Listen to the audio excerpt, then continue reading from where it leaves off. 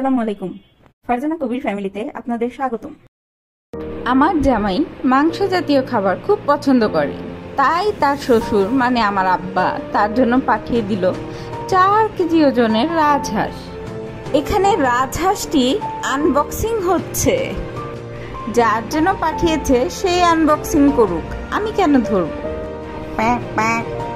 আমি মজা করে বললাম, তোমার গিফট, তুমি রান্না করো। সেও রাজি, সে নাকি রান্না করবে। দেখেন, সাহসী পুরুষ বলে কথা, প্রসেসিং শুরু করে দিয়েছে। যত সাহসী পুরুষই হোক, এই হাঁস তো কাটা সম্ভব না, সাহায্য তো লাগবেই।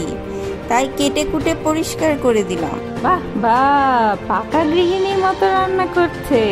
না না, আমি মাঝখানে মশলাগুলো দিয়ে দিয়েছি। মশলাগুলো সম্পর্কে যদি জানতে চান তাহলে আমাকে কমেন্ট বক্সে জানাবেন, আমি তাহলে হাঁস নিয়ে একটি ভিডিও করব। হাঁসগুলো পরিষ্কার করে ভালোভাবে পানি দিয়ে ধুয়ে দিয়েছি। আমি আবার অন্যের হাতের হাঁস ধোয়া বা পরিষ্কার করা পছন্দ করি না। সে শুধু নিজ হাতে মশলাতে হাঁসগুলো দিয়ে দিচ্ছে। মশলা কষানোর সময় আমি হাঁসের চামড়া, গলা, মাথা, এগুলো শক্ত অংশগুলো মশলার সাথে দিয়ে দিই, তাহলে অন্য মাংসের সাথে এগুলো অ্যাডজাস্ট হয়ে গলে যায়। গল্প করতে করতে হাঁস রান্নার কিছু ট্রিক্স আপনাদের সাথে শেয়ার করে দিচ্ছি। বাহ, বেশ ভালোই নাড়াচাড়া করছে আমার স্বামী। এখন ঢাকনা দিয়ে দিব।